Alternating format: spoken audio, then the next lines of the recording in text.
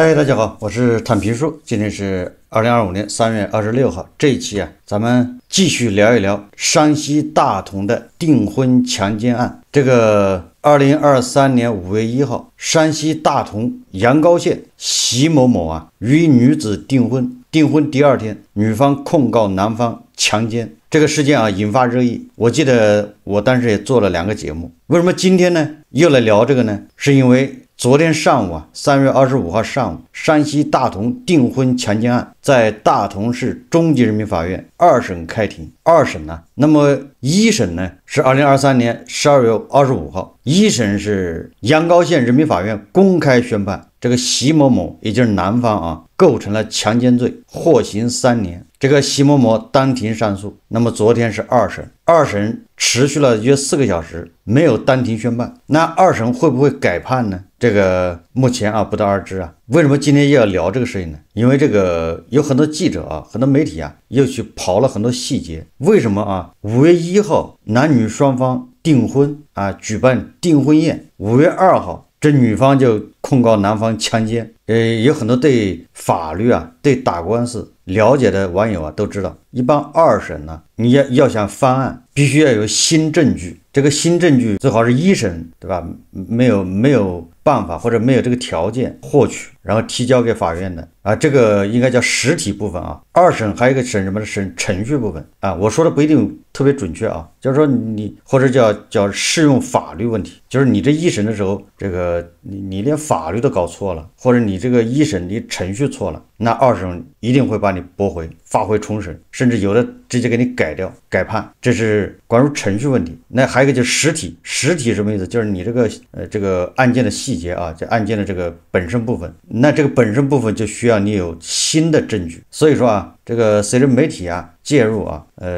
这个被告这一方他们在2审恐怕也拿了一些新的证据，还有一些新的这个观点我们一起看一看。这个凤凰网新闻转发了大河报看见这个记者他的一个比较深入的采访，让我们得知这个案子也非常有意思。这个2审庭审结束后席某某的母亲郑女士告诉大河报看见记者，女方未出庭，对于女方处女膜完整问题，检方解释某些情况存在不确定性，与处女膜形态有关。对于鉴定书称送检物均未检出人的精斑以及什么 STR 分型，检方未做出详细解释。郑女士介绍其儿子席某某在庭审中情绪激动，曾2次哭诉，表示自己冤枉。这个看见记者了解到说此前3月21号大同中院曾发函委托阳高县社区矫正管理局对席某某的社会关系、一贯表现、犯罪行为所造成的影响拟禁止的事项进行调查了解，并形成书面评估意见。该份委托调查函还称，根据上诉人席某某犯罪情节、悔罪表现等，拟对其适用缓刑，进行社区校正。什么意思呢？也就是这个高院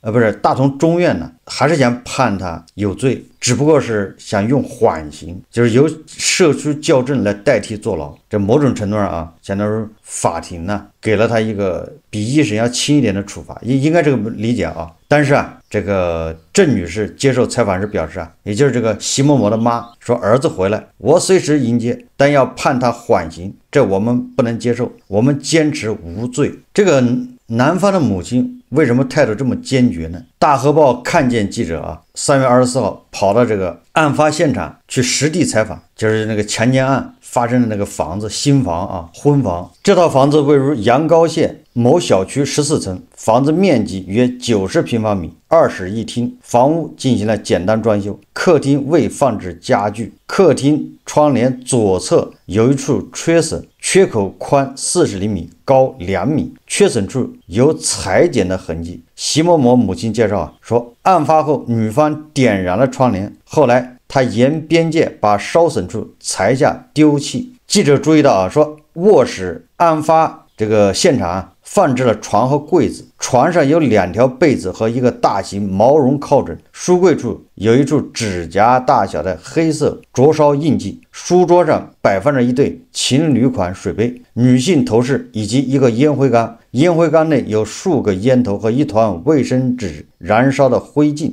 郑女士称说案发当天女方在烟灰缸内点燃卫生纸，试图引燃衣柜，在柜子上留下了烧灼的印记。也就是这个女的在这个案发后啊，有应激反应，要把房子点了。此前一审宣判后啊，说沈梦然接受媒体采访时曾介绍案发经过，这是一审法院啊沈梦然的介绍。他说5月2号事后，被害人情绪激动，实施了点火烧卧室柜子和客厅窗帘等行为，还逃出房间，通过步梯下至13层呼喊救命，后被席某某强行拖拽回房内。沈梦然还披露啊，经侦查人员对现场进行勘查，发现卧室的窗帘被拉下掉落，客厅的窗帘有被烧过的痕迹。侦查人员也调取了小区监控录像，该录像显示，被害人在逃出房间后，通过步梯下至13层后，又被席某某强行拖拽回案发现场14层楼内。这个记者注意到啊，说在13层到14层的步梯内没有安装监控，仅电梯内有摄像头。这个比较搞笑的啊，还有一个乌龙啊，什么乌龙呢？说在房间内啊，男方母亲，也就是那个郑某啊，指着袜子和发卡等物品向大河报看见记者称啊，说这是女方遗留的物品，其中一件黑色物品是女方留下的胸罩，就是文胸啊。男方母亲此前提供的刑事上诉状提到，订婚前男女双方3个月的交往期间，两人感情深厚甜蜜，曾有亲嘴、搂抱、触摸等亲密行为，称婚房内目前仍保留不少女方的个人衣物，比如文胸、袜子还有发卡等，以证明女方在案发前经常与席某某在涉案房屋内休息生活，两人具备实施亲密举动的时间、空间条件。也就是说啊，如果女方将这个她的私人物品，尤其是贴身的衣物啊，放在这个房间里面，那就说明他们之间那关系不是一般的亲密。也就是女方男方的母亲啊，坚持这一点，这个很重要啊。那如果是发卡，对吧？这些东西，那你不能证明这个双方关系比较亲密。结果啊，说这个记者啊仔细辨别后发现，上述黑色物品，也就是那个男方母亲所称的这个胸罩、文胸啊，实际上是一副眼罩。这个玩笑开大了，这眼罩和胸罩这差距应该挺大吧？案发后报警前，男方曾与女方及家属当面协商，短暂达成一致。记者了解到，5月2日案发后，女方报警前，席某某和女方及女方母亲曾在席某某的车上进行过协商。男方母亲提供的行车记录仪监控视频显示，女方母亲认为席某某的行为伤害了自己的女儿，应尽快给女儿名分，双方尽快登记结婚，并将订婚时男方承诺的在房产证上添加女方姓名及剩余彩礼提前兑现。也就是说啊，案发后啊，男女双方的家长还在一起协商过。那女方家长的条件呢？也就是说，你这个行为实施了伤害，那么呢，最好的办法就是赶紧结婚，然后给女儿名分，不就是结婚吗？完了，但是在财产方面啊，要他把那个剩余的彩礼啊提前兑付。当时啊，好像彩礼是20万，已经付了10万，还有10万呢，是结婚的时候给。那女方家长意思，你把这剩下10万付了，赶紧结婚。这种解决方案实际上很像是男方提出的，不是，就是咱们通常情况下啊，一般的有的小年轻啊，对吧，犯了什么强奸罪，这男方找人去这个先调解嘛，大部分都是男方提出，要不结婚算了，对吧，养他一辈子等等啊。结果这个是女方提出来的，女方主动提这个，怎么说呢？至少说明这个事情有缓解，这不就这个事情有一丝曙光吗？但是啊，2023年5月1号，这个说5月2号说案发当晚7时36分到7时38分，也就2分钟啊，在席某某的车上，席某某和女方以及女方母亲进行了协商，这不是3个人啊，也就是说这个所谓的这个犯罪嫌疑人呢，席某某跟他的未婚妻和他的未来的岳母在车上商量了2分钟，3人达成一致意见，双方约定在2023年5月2号、5月5号登记结婚，也就是3天后啊结婚。男方在房产证上添加女方名字，并约定期限，把剩余的彩礼交于女方。由于这个当时啊车上有这个摄像头，这个大家都理解吧？这个很多车上它有监视器啊，这个摄像头啊，根据这个车上啊这个摄像头记录下的这个视频啊，这个显示啊，这个女方母亲说啊，说咱们写上个约，也就是写个书面的，啥时候领了结婚证，你给我在那个房本上写名字，也就把结婚证领了，然后你在房本上把女方名字加上。另一个就是到几月份把钱全部给过来，也就是说这女方并没有说你明天就得把10万给了，是你写个条子，这叫空口无凭嘛，写个条子上面你几月份把剩下的10万给了，说你所要的你都得到了，你就要结婚嘛，完事你所给他的，也就是说你这房产证上加名字啊，结婚这是你能给女方的，然后这样就均衡了，就是缺个婚礼，然后再举行婚礼，然后这个女方呢妈妈回头还问她的女儿说是这样吧，结果这个女儿说啊，那领结婚证以后呢，也就是说啊，领了结婚证到办婚礼啊，这之间这个怎么处理？这个女方的母亲说啊，领结婚证以后，你还搁妈这儿日常生活，不嫁，也是把结婚证领了，但是还是跟他妈一起生活啊，不要嫁到男方这儿。等到领完结婚证以后，把你名字加上了，也就是房本加上了，换房本，再跟男方一起生活。你看啊，他们把结婚啊算的是非常这个，就像那个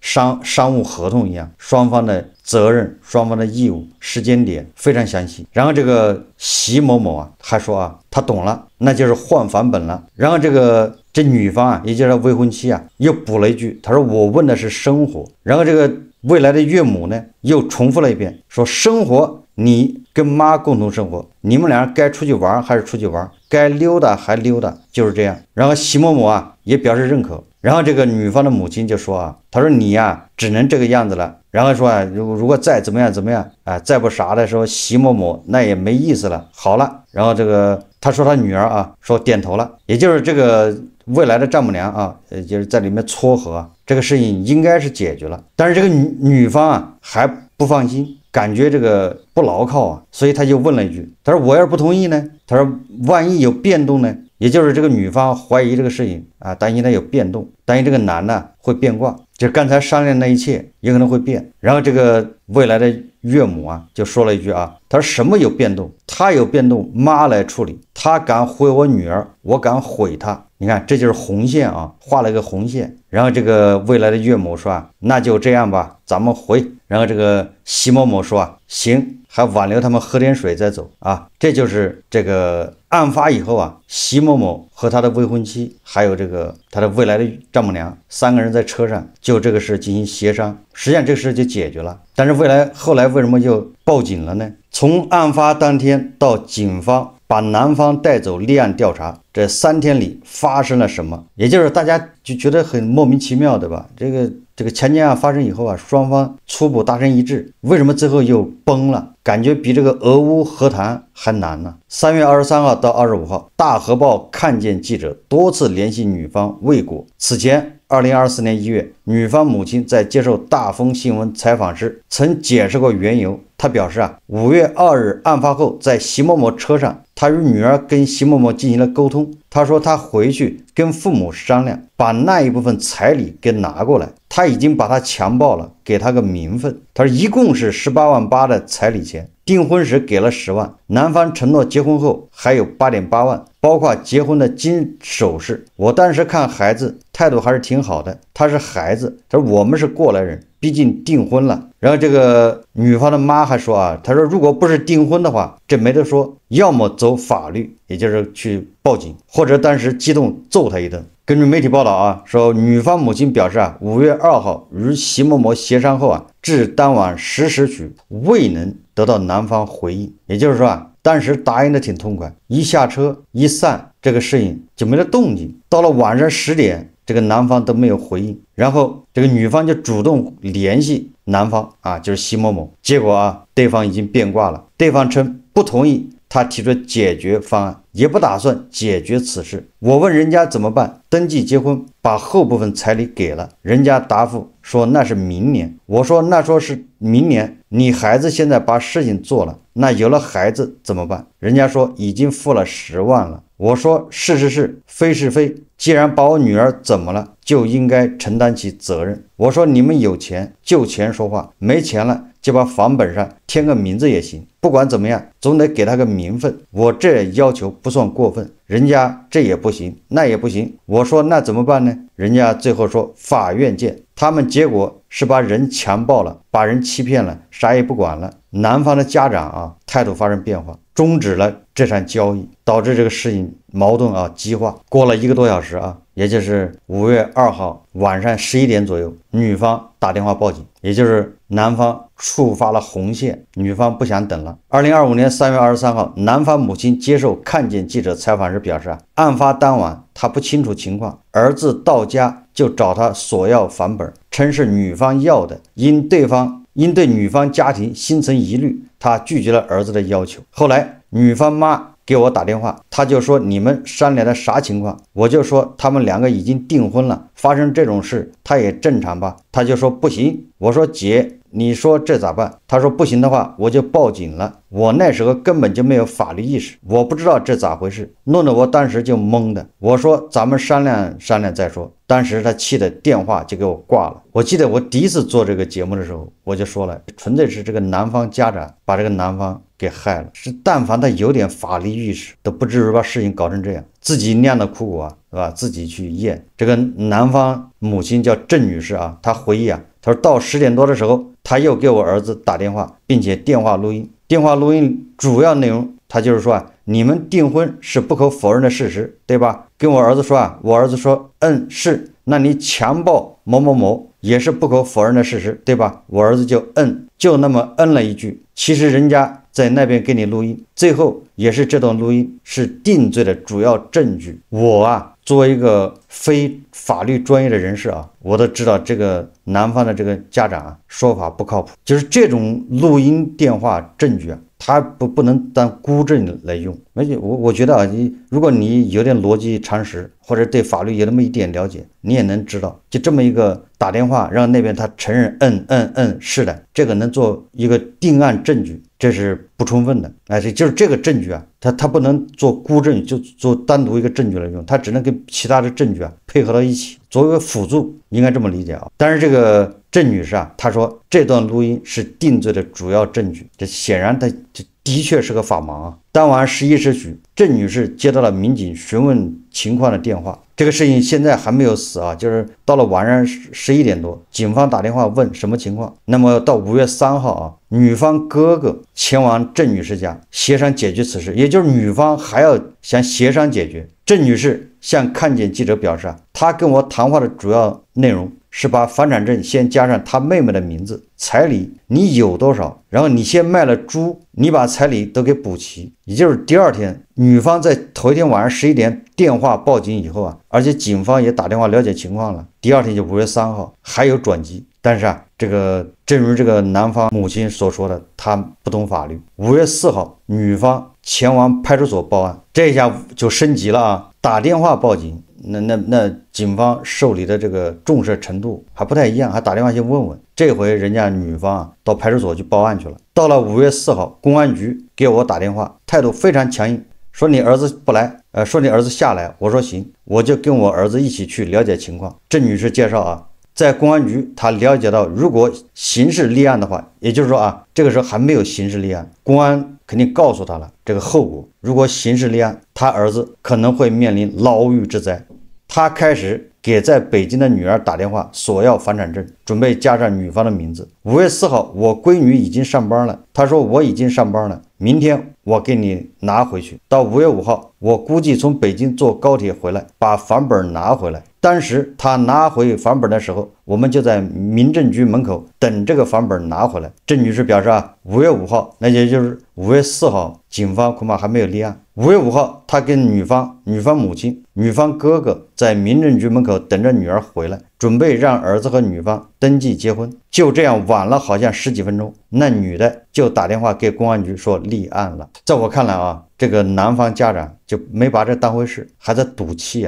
5月5号，阳高县公安局经侦查取证，对席某某采取刑事拘留强制措施。记者注意到啊，说女方母亲2024年在接受大风新闻记者采访时表示，5月2号她与席某某协商后啊，席某某就蒸发了。打从那以后啊，这孩子就蒸发了，一联系他的手机就被他家人拿着，他们家人就是在骗，在公安局他妈妈还写的保证书，在婚介所也是写的保证书，也就是这个男方的这个妈妈把这个事情处理的越来越糟糕，有点像低保老人，对吧？他写的所有东西啊，签的协议都是用来撕毁的，都是用来反悔的，在派出所写保证书。你看啊，当地警方实际上是不好处理这事，因为他毕竟他们来订婚了，如果这个事情你处理不好，那个两个人都毁了。如果双方的协商好结婚，那也是一段金玉良缘呢，是不是这么一个事情？所以警方给时间，对吧？你们赶紧协商，一协商呢，然后女方一撤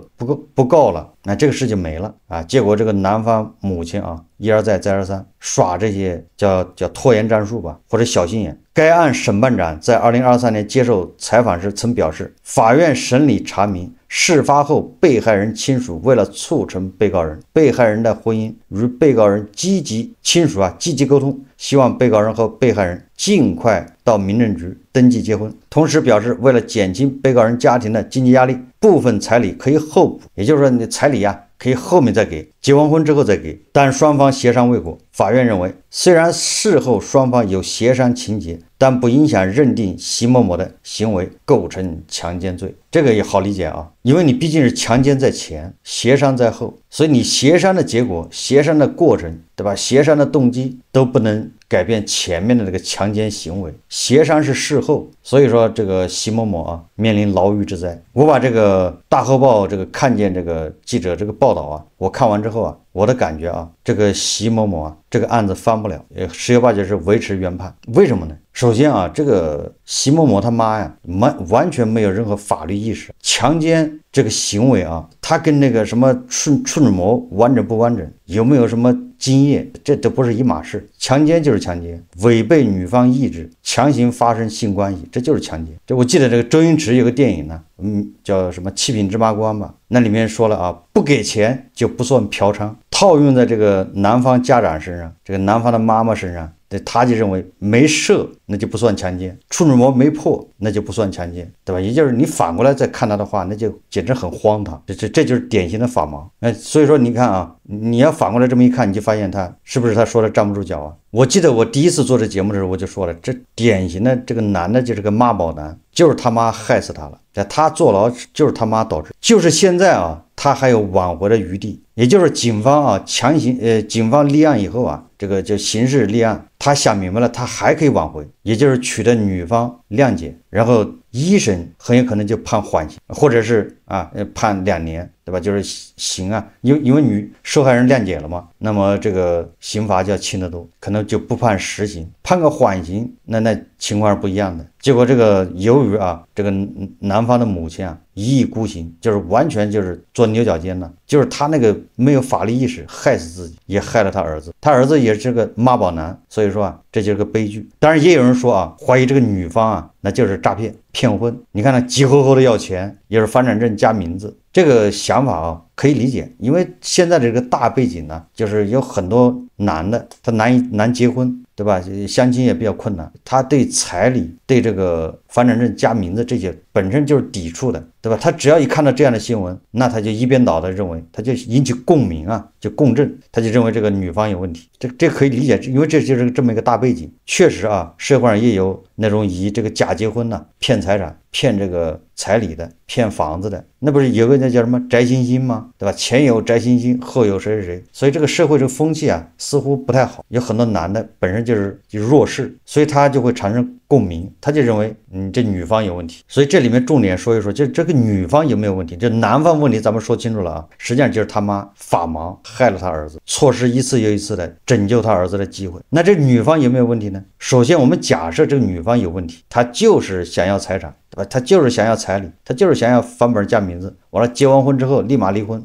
分财产。假设这个成立的话，那首先这女方是不是个惯犯？她前面有没有跟别人结完婚马上离婚的？似乎没有。要有的话，这男方家长早就把他刨出来了，网友也早就把他扒坟扒出来了。没有，你想想啊，这官司已经达到2审了，如果女方有这样的行为啊，那个男方的律师啊，那一定会拿这个说事，那就是证明你这女方那就动机不纯，那不是强奸，那也很有可能你是叫什么叫诱导、诱使男方强奸，事实上都没有。这是第一个。第二个就是假设这个女的确实以骗婚、以财产为目的，她能成功吗？新的婚姻法也不支持这个，新的婚姻法根本就不支持这个什么返本加个名字，那房子就是她的，她有一半，不是这样的啊。现在很复杂。然后那个彩礼，如果你结婚马上离婚，男方要追回彩礼，现在很多法院是支持的啊。新的婚姻法已经不再像以前那样，也就是说，你要是抱着以骗取钱财为目的的结婚，然后这个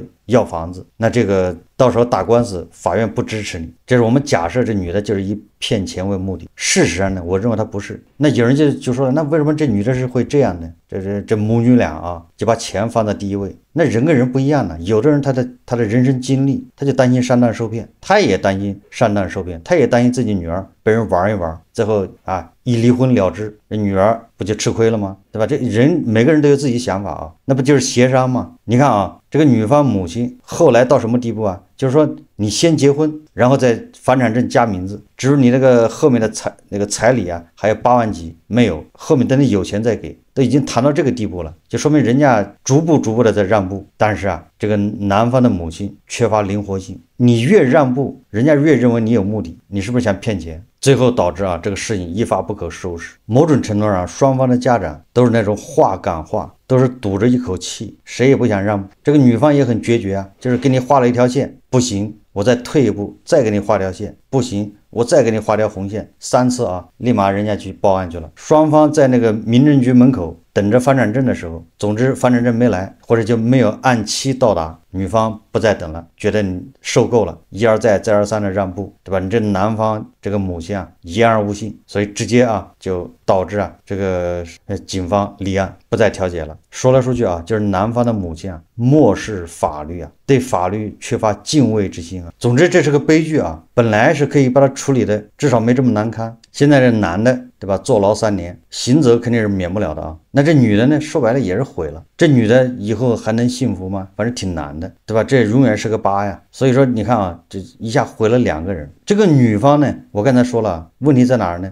有点上纲上线，男的有点齁急对吧？5月1号订婚，订完婚下午就要办事。我在想很有可能他们订婚过程中，双方其实已经不愉快，就这个女的恐怕有点这个没有达到自己的这个要求，并不是很满意结果这个男的对吧，在那房间里强上。这种事情要放在当代男女相对慢慢越来越对立，然后这个年轻人结婚越来越难，对吧？现在结婚慢慢的变成一场生意，在这种大背景下，你发现这样的事情其实不足为奇只是碰到了男方家长这么一个不懂法的人，把这事情搞砸了，一发不可收拾。好，这期节目我们就聊到这里，感谢大家收看。如果喜欢我的节目，欢迎订阅转发，也可以在下方留言评论，谢谢大家。